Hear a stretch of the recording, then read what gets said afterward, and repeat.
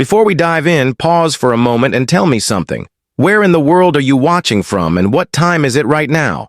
Maybe it's sunrise in Nairobi, midnight in New York, afternoon in Canada, or evening in France. Don't just watch quietly. Drop a comment below, and let's see how far this story reaches across the world. Now, lean in, and let's begin.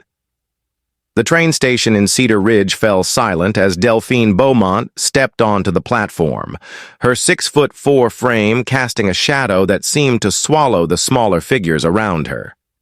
She clutched a worn leather satchel containing all her worldly possessions and a letter from the man who had promised to marry her, sight unseen. The other passengers stared with mixtures of shock and barely concealed amusement, their whispers following her like a chorus of judgment as she searched the crowd for Auguste Matthias, the rancher whose correspondence had filled her with hope for the first time in years. When Auguste finally appeared, his face went white as fresh snow, his eyes traveling from her feet to her head with the dawning horror of a man who realized he'd made a terrible mistake. At 5'6" himself, he barely reached her shoulder, and the humiliation in his expression was so complete that Delphine felt her heart break before he even spoke. "There's been some misunderstanding," he stammered, backing away as if her height might be contagious. "I was expecting someone more suitable for a frontier wife." The crowd's laughter was like daggers piercing her chest as Auguste turned and walked away without another word, leaving her standing alone on the platform with her bag and her shattered dreams. Children pointed and giggled while their mothers pulled them closer, as if Delphine's unusual stature might somehow corrupt their offspring through proximity.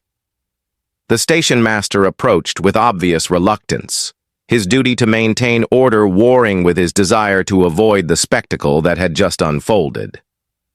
"Miss, you'll need to purchase a return ticket," he said quietly, his voice carrying unwanted kindness that somehow made the rejection worse. "The eastbound train leaves at 6 tomorrow morning."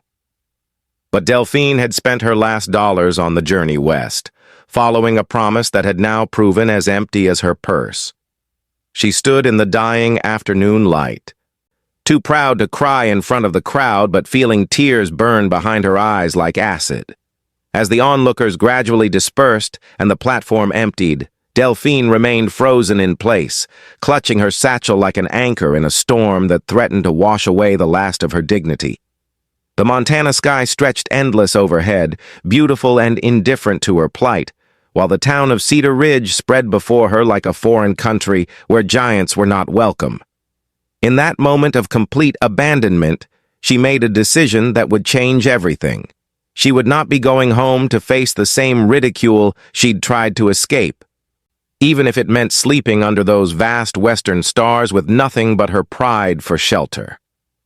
3 years earlier, in the small farming community of Sainte Marguerite, Quebec, Delphine had been known simply as the blacksmith's daughter who could lift anvils that required 2 grown men to move.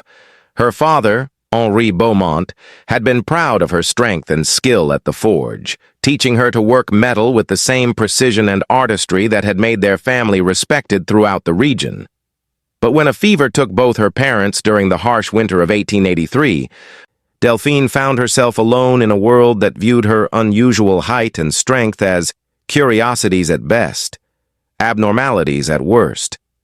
The forge that had been her sanctuary became a burden she couldn't maintain without her father's business connections and her mother's gentle presence to soften the harsh edges of frontier life. Creditors circled like vultures, demanding payments on debts that Henry had managed through reputation and handshake agreements that meant nothing to men who saw only opportunity in a young woman's distress. The neighbors who had once brought their horses for shoeing and their tools for repair suddenly found their business elsewhere, as if tragedy might be contagious and association with the giant orphan girl might bring misfortune to their own families. Work became increasingly scarce as word spread about the unnaturally large woman who dared to practice a man's trade without proper oversight or male protection. Delphine could outwork any man in the region, could repair machinery that others declared beyond salvation, and could craft horseshoes and tools with artistry that honored her father's training. But none of that mattered when customers felt uncomfortable looking up to meet her eyes, when her very presence reminded them that the natural order they understood could be challenged by someone who didn't fit their expectations of what women should be. The marriage proposals that came were uniformly degrading. Men who saw her as a novelty to be displayed, a freak show attraction that might bring them attention and profit, or a beast of burden that could work their fields with superhuman strength. Each offer made her feel smaller despite her towering height, reducing her dreams of love and family to calculations about what her unusual body might provide for men who saw her as property rather than person. The final humiliation came when the town council suggested she might find work in traveling circuses, their words delivered with the false kindness that made cruelty seem like charitable advice. It was during the darkest period of that third winter, when even the church seemed to offer only pity instead of sanctuary, that Delphine discovered the advertisements for mail-order brides in newspapers that arrived from the American frontier. The letters from Auguste Matthias had spoken of loneliness and the need for a strong, capable woman who could help build a life in the vast wilderness of Montana territory. In her desperation, she had convinced herself that honesty about her height might be less important than honesty about her character, a miscalculation that now left her stranded in a place where even honest work might not be enough to ensure survival. As darkness fell over Cedar Ridge, Delphine discovered that being homeless in a frontier town was complicated by being impossible to ignore. Her height made anonymity impossible, and every step she took drew stares from windows and doorways where lamplight revealed watchers who found her presence both fascinating and disturbing. The respectable boarding houses claimed to be full, though their obvious discomfort suggested that space was less the issue than their reluctance to house someone whose very presence might drive away other customers. The less respectable establishments were more direct in their rejections, with proprietors explaining bluntly that they couldn't accommodate someone who wouldn't fit in standard beds and might frighten away the kind of clientele who preferred their entertainment predictable and unthreatening. Delphine walked the main street until her feet ached, her satchel growing heavier with each rejection, while the temperature dropped toward the kind of bone-deep cold that could kill the unprepared in Montana's high country. It was behind Murphy's saloon that she finally found shelter of sorts, a lean-to shed where empty whiskey barrels were stored between deliveries, offering walls on 3 sides and a roof that mostly kept out the wind. She arranged her few belongings as carefully as if she were moving into a palace, using her extra dress as a blanket and her shoes as a pillow, while trying to ignore the sounds from the saloon that spoke of warmth and companionship she couldn't afford to imagine. Sleep came in brief fragments between shivers, her dreams filled with memories of her father's forge where the fire had been constant and welcoming, where her strength had been valued rather than feared, where she had been Henri's daughter rather than the giant girl who didn't belong anywhere.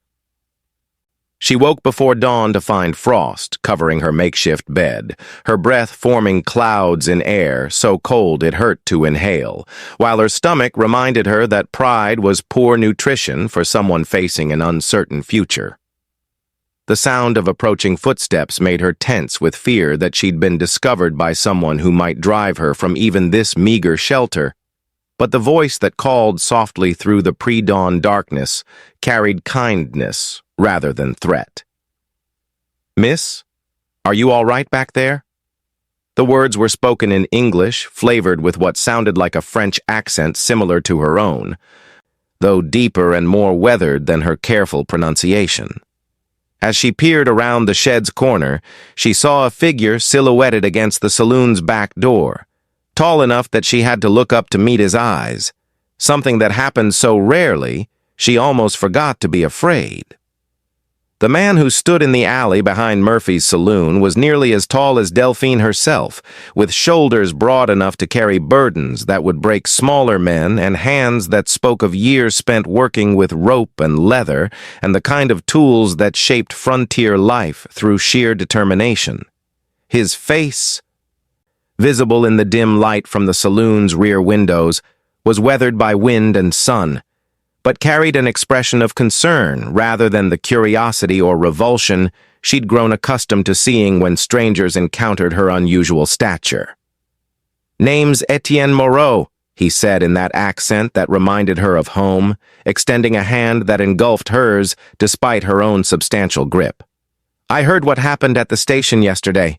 Figured someone who traveled this far deserved better than sleeping in the cold." His voice carried the kind of authority that came from being accustomed to making decisions in difficult situations, but also a gentleness that suggested those decisions were guided by compassion rather than expedience. When she tried to decline his offer of help, explaining that she could manage on her own and didn't want to impose on a stranger's kindness, Etienne's laugh was warm enough to cut through the pre-dawn cold. "Miss, I've been sleeping in places like this longer than I care to remember. Pride's a luxury that can kill you in country like this, and accepting help when it's offered isn't weakness. It's survival." His words carried the wisdom of someone who had learned hard lessons about the difference between independence and stubbornness. He led her to a small cabin on the outskirts of town, a structure that was simple but solid, with a stone fireplace that radiated warmth like a promise of comfort she'd almost forgotten existed.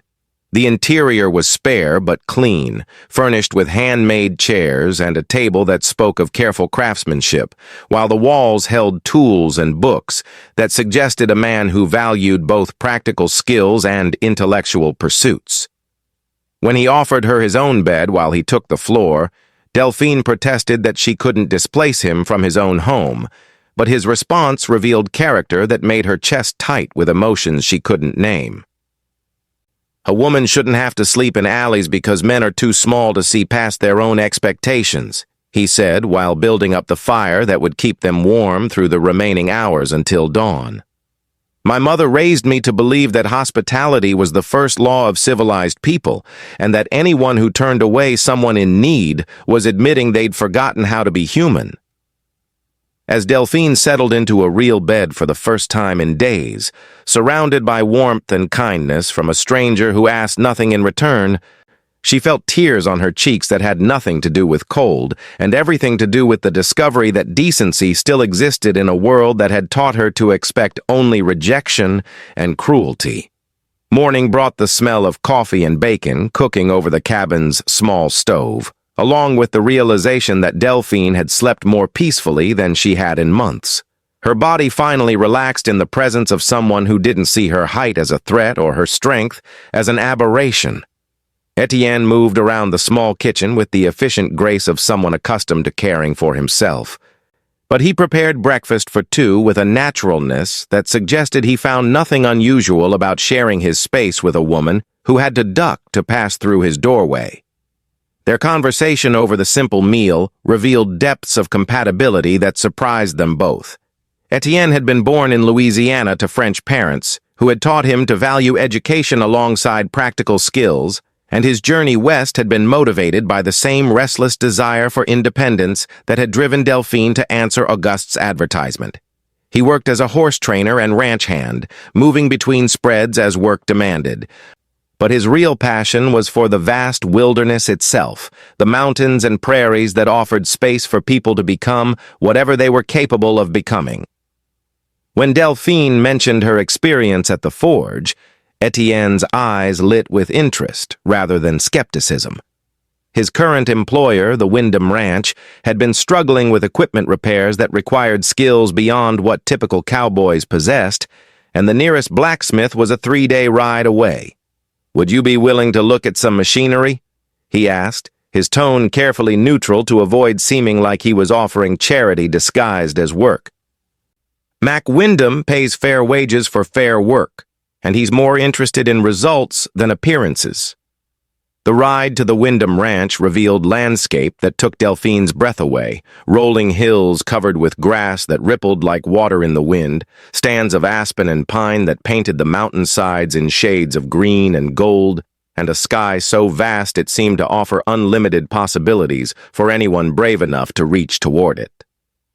Etienne rode beside her on a horse that seemed almost too small for his frame, pointing out landmarks and sharing stories about the country they passed through with the enthusiasm of someone who had found his true home.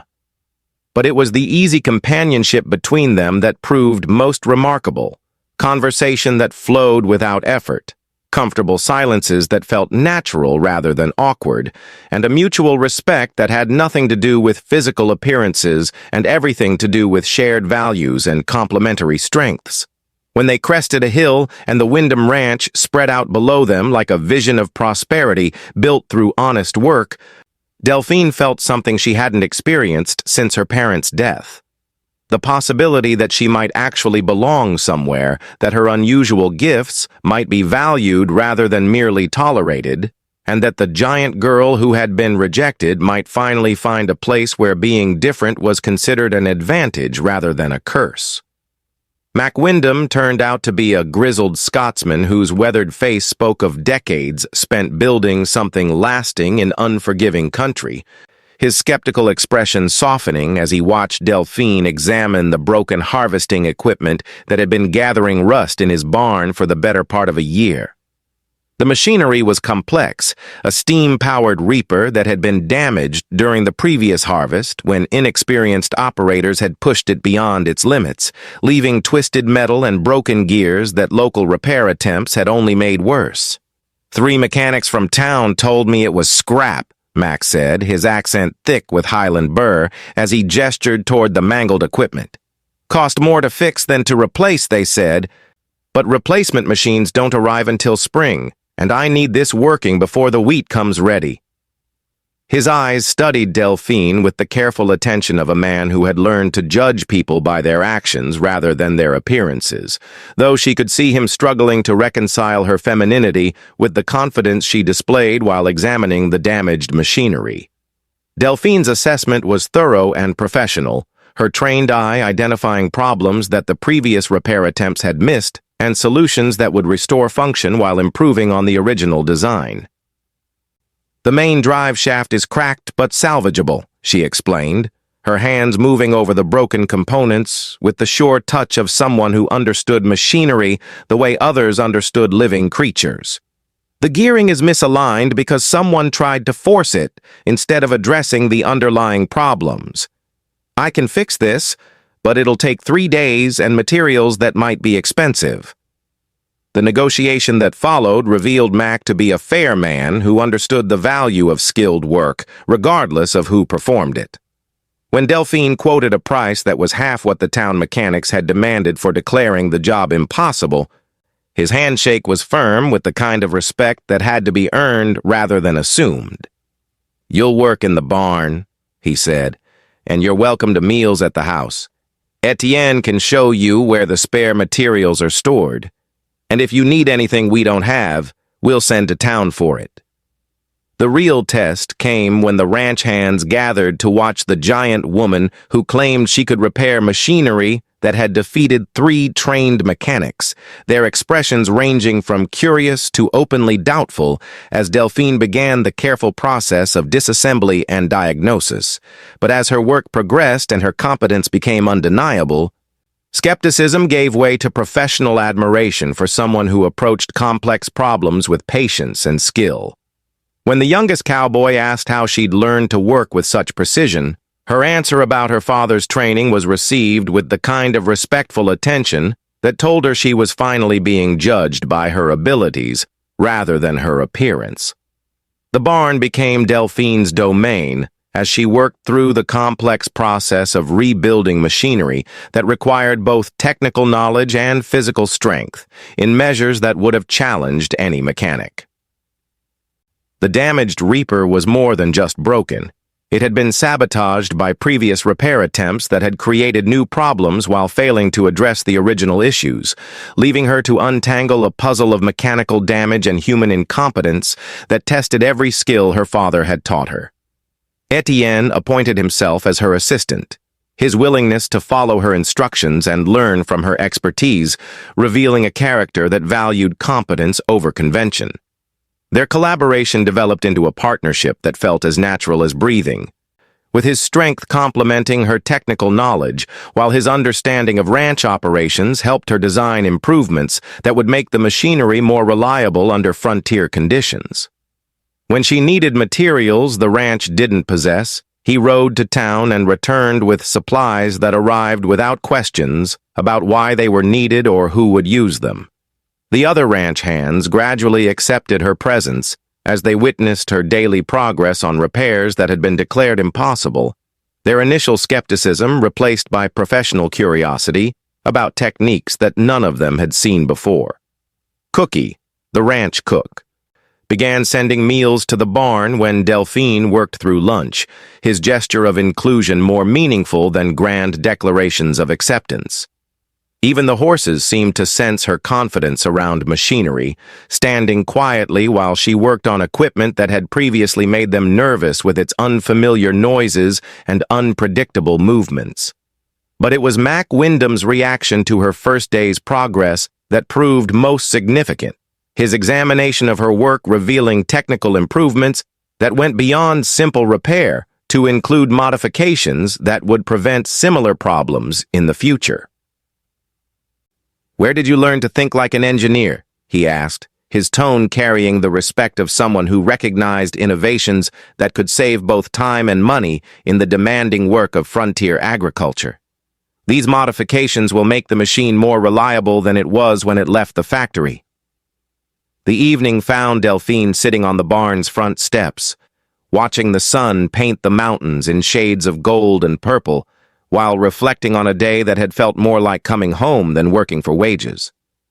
Etienne joined her with coffee that steamed in the cooling air, his presence beside her comfortable and companionable as they shared the satisfaction of work well done and challenges successfully met. "You're changing things here," he said quietly, his voice carrying implications that went far beyond machinery repair. "People are starting to see what you can do instead of just how you look. That's rarer than you might think in country like this." His words carried hope for possibilities she was only beginning to imagine, and when their hands touched over the coffee cup, the spark between them felt like the beginning of something that could grow into the kind of love she'd dreamed of but never dared expect.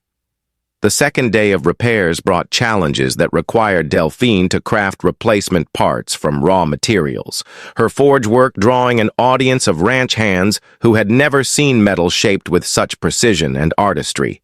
She worked with focused intensity, her movements at the anvil displaying the kind of mastery that came from years of practice under her father's demanding tutelage, while the watching cowboys began to understand that they were witnessing skills that went far beyond simple repair work into the realm of true craftsmanship. Etienne's admiration was evident in the way he watched her work, his eyes following the fluid motion of her hammer as she shaped steel into components that would restore function to machinery that had seemed beyond salvation.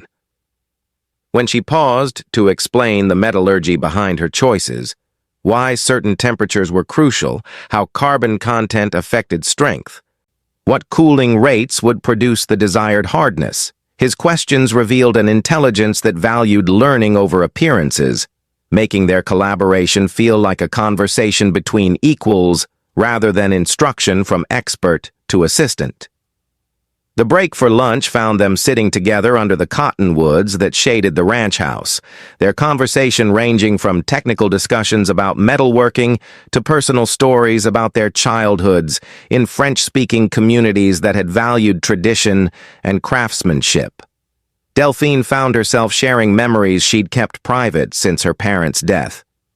While Etienne spoke of his own journey from Louisiana Bayou country to Montana territory, with the kind of honesty that suggested he trusted her with information he didn't share casually.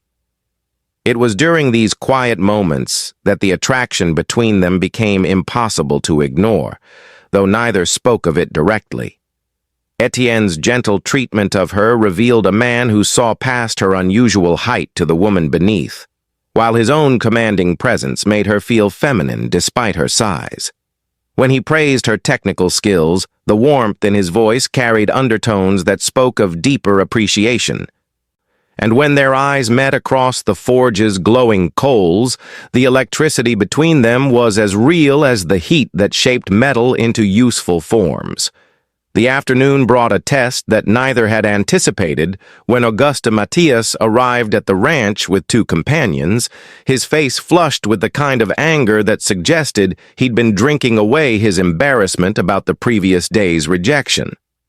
"Heard you were harboring my intended bride," he announced loudly enough to draw attention from the ranch hands, his words slurred with whiskey and wounded pride.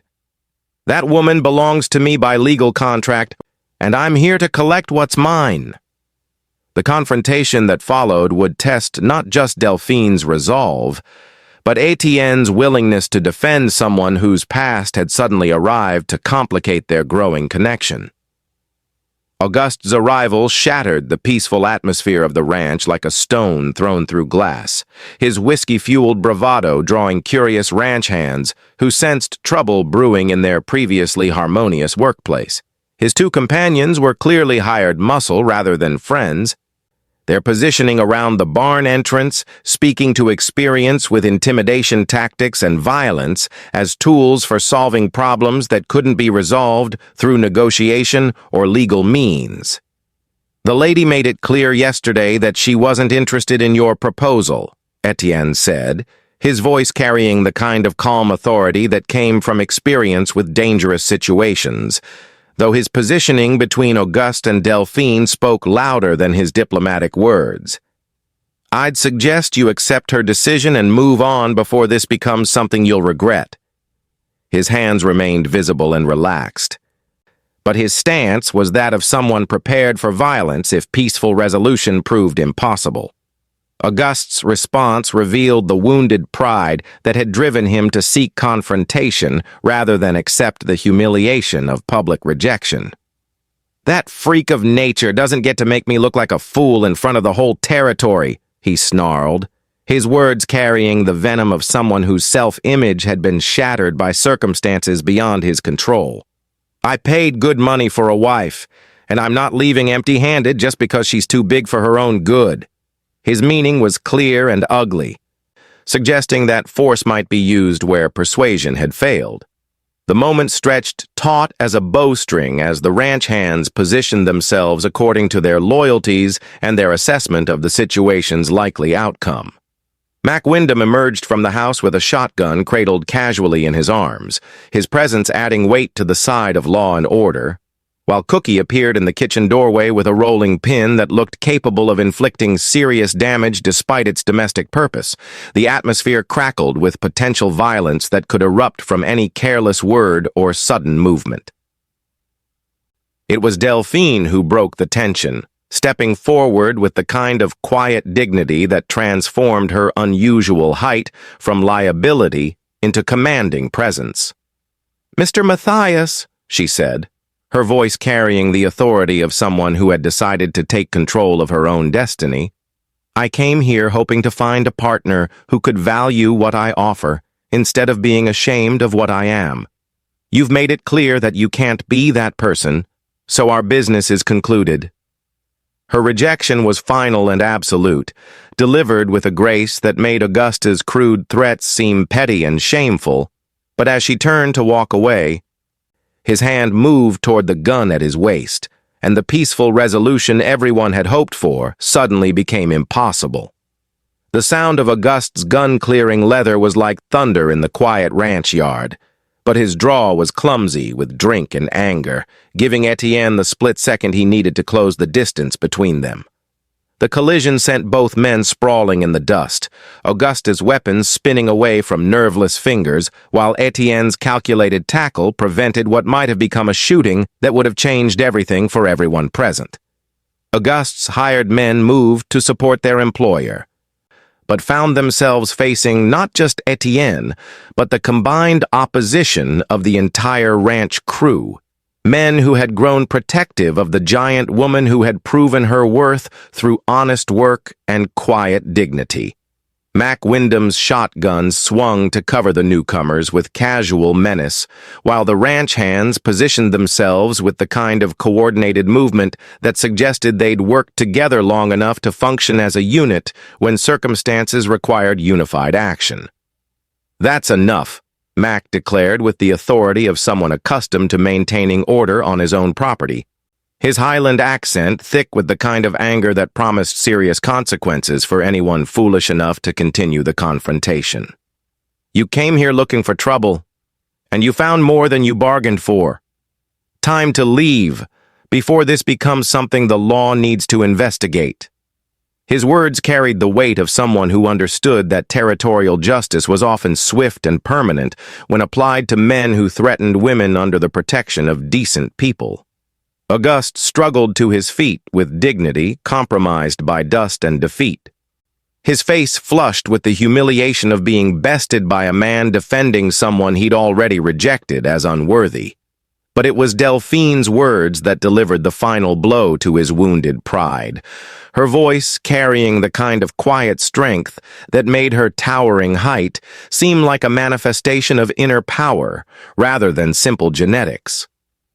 "You could have had a partner who would have worked beside you to build something lasting," she said, her tone more sad than angry. "Instead, you chose to see only what you feared instead of what you might have gained." As Auguste and his men retreated toward town with their tails between their legs, the ranch hands gradually dispersed to resume their interrupted work, but the incident had changed something fundamental about Delphine's status among them. She was no longer just the giant woman who could repair machinery. She was someone they had chosen to defend, someone they considered part of their community despite her brief residence among them. And when Etienne approached her with concern written across his weathered features, asking if she was all right with a tenderness that spoke of feelings deeper than casual attraction, Delphine realized that the confrontation had clarified something important about her future and the kind of man she wanted to share it with. That evening found Delphine and Etienne sitting by the creek that ran behind the ranch house, the gentle sound of moving water providing a peaceful counterpoint to the day's violent confrontations, while stars emerged overhead in numbers that still amazed someone accustomed to the light-polluted skies of more settled regions. Their conversation was quieter than usual, weighted with the recognition that the afternoon's events had forced both of them to confront feelings they'd been careful not to examine too closely during their brief acquaintance. "I've never had anyone willing to fight for me before," Delphine said, her voice soft with wonder and gratitude as she watched moonlight dance on the water surface. "Even my own parents, much as they loved me, sometimes seemed exhausted by the challenges my size created for our family. To have someone choose to stand with me against that kind of ugliness." Her words trailed off as emotions too complex for simple language threatened to overwhelm her careful composure. Etienne's response revealed depths of understanding that came from his own experience with being different, with never quite fitting the expectations that society placed on people who deviated from accepted norms. "I've been tall all my life," he said, "but I learned early that size means nothing if you don't have the character to back it up. Watching you work these past days, seeing how you handle yourself with dignity even when people treat you badly, that's the kind of strength that matters, the kind that builds something lasting instead of just intimidating people into temporary compliance." Their conversation deepened as they shared stories about the loneliness that came with being exceptional in ways that made others uncomfortable, the difficulty of finding acceptance in communities that valued conformity over capability, and the dreams they'd both carried about finding places where they could belong completely rather than being tolerated as useful oddities. Delphine spoke about her father's forge as the last place she'd felt truly valued, while Etienne described his wandering between ranches as a search for the kind of home that existed more in hope than reality. It was when he took her hand in the moonlight, his calloused fingers intertwining with hers, while he spoke about the possibility of building something together, not just romance, but partnership. Not just attraction, but the kind of deep compatibility that could survive the challenges that frontier life would inevitably bring. That Delphine understood she was being offered something she'd never dared dream possible. Here was a man who saw her unusual gifts as assets rather than embarrassments, who valued her mind and skills alongside her physical presence, who offered partnership based on mutual respect rather than desperate settlement for whatever companionship might be available. As they sat beside the flowing water under Montana's vast sky, she felt her heart opening to possibilities that made the future seem bright with promise, rather than shadowed by the fear of endless rejection. 3 days later, as Delphine put the finishing touches on the Reaper's restoration, a crisis erupted that would test not just her mechanical skills, but her place in the ranch community that had gradually accepted her as one of their own. A grass fire, sparked by lightning during a brief afternoon thunderstorm, began racing across the valley with the hungry speed that made such blazes the terror of every frontier settlement. Its orange glow visible against the darkening sky from miles away as it consumed everything in its path. The emergency mobilized every person on the ranch, from Mac Wyndham to the youngest stable boy, as they fought to save buildings, livestock, and the precious hay that would determine whether the cattle survived the coming winter. But it was the threat to the neighboring Prescott spread that created the greatest urgency, as that family included 3 small children who might not be able to evacuate quickly enough to escape the fire's advancing wall of destruction. Delphine's knowledge of the repaired Reaper's capabilities led to a desperate plan that nobody else would have dared attempt. The machine's powerful engine and cutting mechanism could create a fire break wide enough to halt the blaze's advance. But operating it required someone with both the strength to control its massive weight and the technical skill to keep it functioning under conditions that would destroy lesser equipment. "I can do it," she told Mac when he explained the plan, her voice steady despite the magnitude of what she was proposing to attempt. The ride toward the advancing fire was like charging into hell itself, with smoke so thick it burned her eyes and lungs while the heat ahead promised temperatures that could kill through exposure alone. The Reaper responded to her control with mechanical precision, its restored components functioning flawlessly under the kind of extreme conditions that separated reliable equipment from machinery that failed when it was needed most. Behind her, Etienne and the other ranch hands followed with water barrels and wet blankets, ready to support her effort while fighting smaller blazes that might threaten the fire break she was creating. The critical moment came when the fire's leading edge reached the break she'd cut, the flames hesitating as they encountered the barren strip of earth that offered no fuel for their advance. For long minutes, the outcome remained uncertain, with embers jumping the gap and threatening to restart the conflagration on the far side, but the combined efforts of the entire crew managed to contain these smaller outbreaks until the main fire burned itself out against the obstacle they'd created. As the immediate danger passed and the Prescott family emerged from their storm cellar to find their home saved by the quick thinking and skilled work of their neighbors, Delphine realized that she'd passed a test more important than any job interview. She'd proven herself a vital member of a community that now considered her irreplaceable. The successful fight against the grass fire transformed Delphine's status in the broader community beyond the Wyndham Ranch. As word spread about the giant woman whose mechanical skills and personal courage had saved an entire family from disaster.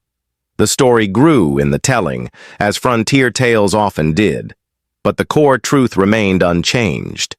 When crisis demanded the kind of exceptional capability that couldn't be found among ordinary people, it was the woman everyone had mocked for her unusual size who had stepped forward to provide exactly what was needed. Visitors began arriving at the ranch not to gawk at Delphine's height, but to consult with her about mechanical problems that had stymied other repair attempts, their requests for her professional services accompanied by the kind of respectful payment that acknowledged skilled work performed by a valued expert. A broken mill wheel that had shut down grain processing for 2 counties, a damaged mine hoist that had trapped valuable equipment underground, a steam tractor whose mysterious malfunction had cost its owner an entire planting season, all found solutions under her capable hands. The success of her freelance repair work created opportunities that she'd never imagined possible when she'd answered Auguste's advertisement for a mail-order bride. Mac Wyndham proposed a partnership that would establish a permanent machine shop on his ranch, with Delphine as the master mechanic and himself providing the business connections and capital investment that could turn her skills into sustained prosperity. "You've got abilities this territory needs," he explained with characteristic directness. "And I've got the resources to help you build something lasting." But it was the response from the town of Cedar Ridge itself that proved most meaningful, as the community that had initially rejected her now competed for her attention and services. The mayor himself arrived with an official invitation to establish her business in town, complete with municipal support and tax incentives that demonstrated how quickly attitudes could change when exceptional capability proved its value through results rather than promises. Even Auguste Matthias had reportedly left the territory rather than face the daily reminder of his foolishness in rejecting someone who had become the most sought-after specialist in the region. The evening celebration at the ranch house included families from throughout the valley, their children playing in the yard while adults shared food and stories about the woman whose unusual gifts had enriched their entire community. When old Mrs. Prescott took Delphine's hands and thanked her for saving not just her family's property, but their lives, tears flowed freely down weathered cheeks that had seen too much hardship to waste emotion on casual gratitude. "You're a blessing disguised as someone different," she said, with the simple wisdom of frontier life. "God doesn't always send help in the packages we expect, but he always sends what we need when we need it most." As Delphine looked around at faces that now showed acceptance, respect, and genuine affection, she realized that the rejection that had seemed like the end of her dreams had actually been the beginning of a life better than anything she dared hope for. Under a canopy of stars that seemed close enough to pluck from the Montana sky, Etienne led Delphine to a secluded meadow where wildflowers created a carpet of color that glowed silver in the moonlight. Their relationship had deepened through shared work and mutual respect, but tonight carried a different energy, weighted with the significance of words that had been building between them for weeks, but had never been spoken aloud. The valley spread below them in peaceful silence, a testament to the community they'd helped protect and the life they'd begun building together. "I've been thinking about what comes next," Etienne said, his voice carrying the careful tone of someone approaching a conversation that could change everything between them. "Mac's partnership offer is generous, and this valley could give us the kind of life most people only dream about. But I need to know if that us means what I hope it means. If you'd be willing to build something permanent with a man who sees your strength as the greatest gift he could ever receive." His words hung in the night air like a proposal wrapped in practical considerations, offering love disguised as logical planning. Delphine's response came from a heart that had learned to hope again after months of believing that her unusual size would forever bar her from the kind of romantic love that seemed effortless for smaller women. "I never thought I'd find someone who could make me feel beautiful instead of just useful," she said, her voice soft with wonder at the miracle of being valued for exactly who she was, rather than accepted despite her differences. But when you look at me, I see myself through eyes that aren't measuring me against some impossible standard of what women should be. Their first kiss was tender and reverent. A meeting of lips that sealed promises neither had dared believe they'd ever have the chance to make. Etienne's hands framed her face with the gentle reverence of someone handling something precious, while her arms encircled him with the strength that had once been her burden, but was now part of the gift she offered to the man who had proven worthy of her trust. The physical difference between them became irrelevant in the face of emotional connection that transcended such mundane considerations as height and weight. When they broke apart, both understood that they'd crossed a threshold that led to futures they'd only dreamed about during the loneliest moments of their separate journeys west. "Will you marry me?" Etienne asked, with the formal courtesy that honored the magnitude of what he was proposing, though his smile suggested he already knew her answer from the way she'd kissed him back. "Will you be my wife? My partner? My companion in building something that will last long after we're gone?" Her yes was whispered against his lips as she kissed him again, sealing a commitment that felt as natural as breathing and as momentous as choosing the direction of the rest of their lives. The news of their engagement spread through the valley like wildfire, generating excitement and celebration among the community that had witnessed their growing connection during the challenging weeks since Delphine's arrival. Mac Wyndham insisted on hosting the wedding reception at the ranch, his Scottish generosity demanding a celebration worthy of the couple whose partnership had become a symbol of what frontier life could offer to people brave enough to reach for their dreams, despite the obstacles that conventional thinking might place in their path. But planning a wedding for a woman of Delphine's exceptional size presented logistical challenges that revealed how little the conventional world accommodated people who deviated from standard expectations. Finding a wedding dress that would fit required the combined efforts of every seamstress in 3 counties, while locating rings large enough for her fingers necessitated a special order from jewelers in Denver who specialized in custom work for clients with unusual requirements. The greater challenge came from Etienne's family in Louisiana, who had learned about the engagement through letters that failed to adequately prepare them for the reality of their son's choice in brides. His mother's correspondence carried polite but unmistakable concern about the unusual circumstances of his intended marriage, while his father's silence spoke volumes about disapproval that was too deeply rooted in conventional thinking to be easily overcome through rational explanation. Father Rousseau, the elderly priest who had agreed to perform the ceremony, proved surprisingly progressive in his approach to a marriage that challenged traditional assumptions about what couples should look like together.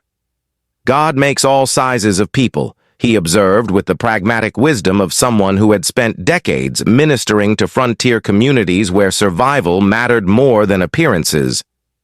And he expects all sizes of love to flourish when they're based on mutual respect and shared purpose. The week before the wedding brought an unexpected complication when a telegram arrived announcing the arrival of Etienne's parents, who had decided that their son's marriage was too important to witness from a distance. Their journey from Louisiana would bring them face to face with a daughter-in-law whose physical presence would test every assumption they'd made about their son's judgment and their own ability to accept choices that challenged their understanding of what constituted appropriate family arrangements. As Delphine read the telegram over Etienne's shoulder, she felt familiar anxiety rising in her chest, the fear that even the love she'd found might not be strong enough to withstand the disapproval of people whose opinions mattered to the man she'd chosen to build her life with. The stagecoach from Denver carried more than just Etienne's parents when it arrived in Cedar Ridge on a dusty Tuesday afternoon. It brought the weight of traditional expectations and family pride that had been carefully constructed over generations of Louisiana society life. Marie-Claire and Jean-Baptiste Moreau emerged from the coach with the dignified bearing of people accustomed to being respected in their community, their elegant clothes and refined manners speaking to prosperity built through conventional business success and social conformity. Their first sight of Delphine, who stood waiting beside Etienne in the ranch yard, produced exactly the reaction she'd feared. Shock so complete that polite greetings died on their lips while they struggled to reconcile their son's letters about his intended bride with the towering reality of the woman he'd chosen to marry. Marie-Claire's sharp intake of breath was audible across the yard, while Jean-Baptiste's face cycled through expressions that ranged from disbelief to barely controlled dismay. The dinner that followed was an exercise in Southern courtesy strained to its breaking point, as Etienne's parents attempted to maintain social niceties, while clearly struggling with their son's choice in partners. Their questions about Delphine's background were politely phrased but unmistakably intrusive, probing for explanations that might help them understand how their carefully raised son had fallen in love with someone so far outside their expectations of appropriate marriage material. It was Marie-Claire's carefully worded suggestion that perhaps the engagement had been rushed, that perhaps Etienne might benefit from more time to consider such an important decision, that finally sparked the confrontation everyone had been dreading.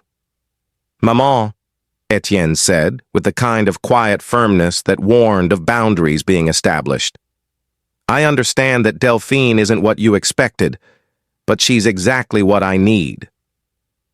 I'd appreciate it if you could find a way to accept that, because she's going to be part of our family whether you approve or not." The silence that followed was broken by Jean-Baptiste's blunt assessment of the situation's potential consequences for their family's reputation in Louisiana society, his words carrying the weight of someone who had spent his life building status that could be destroyed by association with anything considered abnormal or inappropriate. "Son, you have to understand how this will look to people who matter," he said with the kind of practical concern that reduced love to social calculation. "Your wife's unusual characteristics will reflect on all of us, and some reflections can't be overcome through good intentions or personal happiness." His words hung in the air like a challenge to everything Etienne and Delphine had built together, testing whether their love was strong enough to withstand the disapproval of family whose opinions had shaped a lifetime of decisions. The morning after his parents' arrival found Etienne walking alone in the pre-dawn darkness, his troubled mind seeking clarity through the physical rhythm of movement across familiar terrain. The confrontation at dinner had forced him to choose between family loyalty and personal happiness, between conforming to expectations that had guided his life since childhood and following a path that led toward an uncertain but potentially magnificent future with the woman who had captured his heart completely. Delphine found him by the creek, where they'd shared their first declarations of love, her own restless night, having led her to seek the comfort of a place where their connection felt strongest. She said nothing about the previous evening's awkwardness, but her presence beside him spoke louder than words about her willingness to stand with him, regardless of what his family's disapproval might cost them both. When he took her hand, their intertwined fingers felt like an anchor in a storm that threatened to tear apart everything they'd built together. "I won't let them make you feel unwelcome in your own life," Etienne said with the quiet determination of someone who had spent the night wrestling with fundamental questions about loyalty, duty, and the courage required to live according to personal truth rather than family expectations. "My parents raised me to be a good man, but they also raised me to make my own decisions about what kind of life would make me happy. If they can't accept that you're part of that happiness, then they'll have to live with the consequences of their choice." The conversation that followed was interrupted by the approach of Marie-Claire, who had spent her own sleepless night reconsidering her initial reaction to her son's intended bride. Her morning walk had led her to witness Delphine's skilled work at the forge, where she was completing a custom order that required the kind of artistic metalworking that spoke to education and refinement rather than simple manual labor. The grace and precision of Delphine's movements, combined with the obvious respect she commanded from the ranch hands who sought her expertise, had forced a reconsideration of assumptions based purely on physical appearance. "I owe you an apology," Marie Claire said with the kind of formal courtesy that marked important moments in Southern culture, her words addressed to Delphine but spoken loudly enough for Etienne to hear. "I judged you based on expectations that had nothing to do with your character or your obvious capabilities. My son has clearly found a woman of remarkable substance, and I was too focused on appearances to recognize what should have been immediately obvious." Her words were delivered with the grace of someone admitting error without diminishing her own dignity, creating space for reconciliation without requiring anyone to pretend that the previous evening's tensions had been imaginary. The day that followed brought gradual thawing in the relationship between Delphine and Etienne's parents, as exposure to her daily routine revealed character traits that transcended physical differences and spoke to values that Louisiana society claimed to honor: hard work, technical competence, grace under pressure, and unwavering loyalty to the people who had earned her trust. Marie Claire spent the morning observing Delphine's interactions with the ranch community, noting the respect she commanded and the genuine affection people showed for someone they clearly considered family. Jean-Baptiste's conversion came through their shared conversation about business and economics, as Delphine's insights into territorial development and industrial expansion revealed an intelligence that impressed someone who had built his own fortune through careful analysis of commercial opportunities. Her understanding of railroad construction, mining operations, and agricultural mechanization surpassed that of most men he'd met in professional circles, while her practical experience with machinery gave her perspectives that pure theoretical knowledge couldn't provide. The evening meal was transformed from the previous night's exercise in polite tension into something approaching genuine family gathering, as conversations flowed more naturally and Marie Claire began asking questions motivated by curiosity rather than skepticism. When Delphine shared stories about her father's forge and the technical training that had prepared her for frontier life, both parents began to understand that her unusual size was paired with equally unusual capabilities that made her valuable in ways that conventional women couldn't match. It was Marie Claire's request to see examples of Delphine's metalworking artistry that provided the breakthrough moment in their developing relationship. The decorative pieces she'd crafted during quiet evenings, intricate iron flowers, delicate jewelry made from precious metals. Tools that combined functionality with artistic beauty, revealed sensibilities that spoke to education and refinement that had nothing to do with formal schooling and everything to do with natural talent, nurtured by a loving father who had valued excellence over conformity. "My son has chosen well," Jean-Baptiste announced during the evening's final conversation, his words carrying the weight of formal approval that had been withheld since their arrival.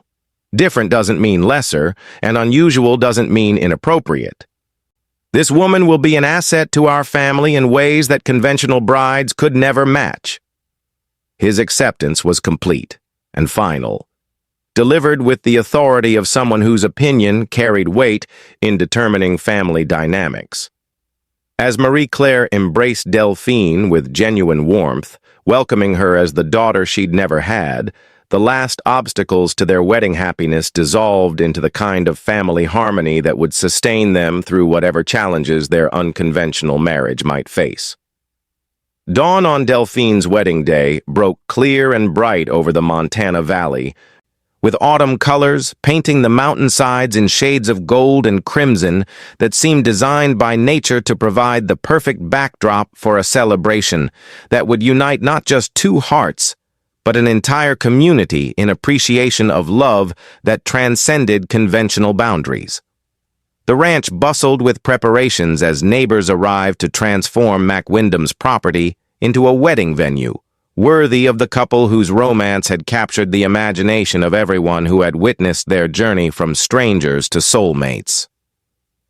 The dress that had required the combined efforts of multiple seamstresses was a masterpiece of white silk and delicate lace that transformed Delphine's imposing height into regal presence, her unusual stature becoming an asset that commanded attention and admiration rather than discomfort or uncertainty. Marie Claire's skilled fingers arranged her hair with the kind of maternal attention that spoke to complete acceptance, while the other women of the community contributed jewelry and accessories that reflected their desire to ensure their beloved giant looked absolutely magnificent on her special day. Etienne waited at the altar that had been constructed in the meadow where they'd first declared their love, his own formal attire chosen to complement rather than diminish his bride's exceptional presence. Father Rousseau stood ready to perform a ceremony that he'd crafted specifically for their unique situation, incorporating elements that honored both their French heritage and their chosen home in American frontier territory. The assembled guests represented every family in the valley, their presence speaking to community bonds that had been strengthened rather than threatened by the inclusion of someone who dared to be different. The processional began with music provided by a combination of fiddles and guitars that filled the mountain air with melodies that seemed to call down blessings from the vast sky overhead. When Delphine appeared on Mac Wyndham's arm, her adoptive father figure having insisted on the honor of giving away the bride, a collective sigh of appreciation rose from the assembled guests. She moved with the grace of someone who had finally learned to see her height as a gift rather than a curse, her confidence transforming what might have been awkward into something genuinely majestic. The vows they exchanged were personal and heartfelt, promises that acknowledged the unusual circumstances of their meeting while celebrating the profound connection they'd discovered in each other. When Etienne spoke of finding in Delphine not just a wife, but a partner whose strength complemented his own, whose capabilities expanded his understanding of what two people could accomplish together, there wasn't a dry eye among the witnesses. And when Delphine promised to stand beside him as they built a life that honored both their individual gifts and their shared dreams, her words carried the power of someone who had learned that true love wasn't about finding someone who overlooked your differences, but someone who celebrated them as essential parts of what made you uniquely valuable. 5 years later, the Moreau Machine Works stood as the most successful business in Cedar Ridge, its reputation for solving impossible mechanical problems, drawing customers from across the territory who trusted no one else with their most challenging repair needs. The workshop that Delphine had built behind their expanded home buzzed with constant activity, while her teaching programs had trained a new generation of metalworkers who understood that innovation came from combining traditional skills with creative problem-solving approaches that honored both function and artistry.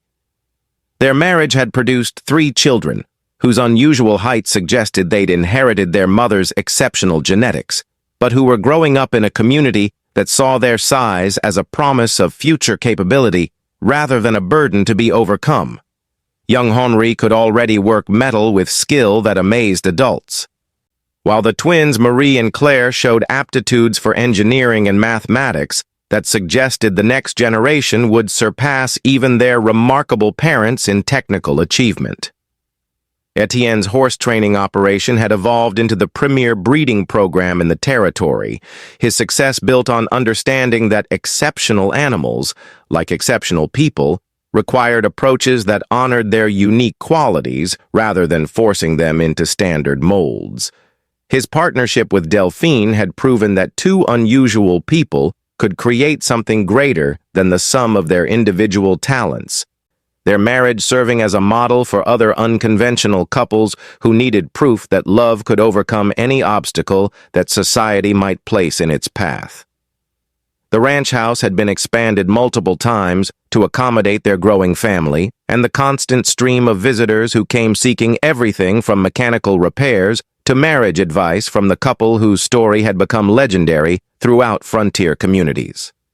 The evening gatherings on their front porch had become informal universities, where young people learned that success came not from conforming to others' expectations, but from discovering and developing whatever gifts they possessed, regardless of how unusual those gifts might seem to conventional thinking. As they sat together watching the sunset paint their valley in familiar shades of gold and purple, surrounded by children whose laughter filled the air and friends whose presence enriched every day, Delphine and Etienne reflected on the journey that had brought them from rejection and loneliness to acceptance and love. The mail-order bride, who had been deemed too large for her intended husband, had found instead a man who saw her size as just one part of a magnificent whole, while the wandering cowboy had discovered that the perfect partner was someone who shared his values rather than his measurements. Their love story had become proof that the best relationships weren't built on similarity, but on the kind of mutual respect that allowed differences to become strengths, creating families and communities where everyone could find their place regardless of how far they might deviate from society's narrow definitions of normal. As stars emerged overhead and their children's voices carried on the evening breeze, both understood that rejection had been the doorway to a life more beautiful than any conventional happiness could have provided, and that sometimes being too different for one person's dreams meant being perfectly suited for someone else's vision of what love could be.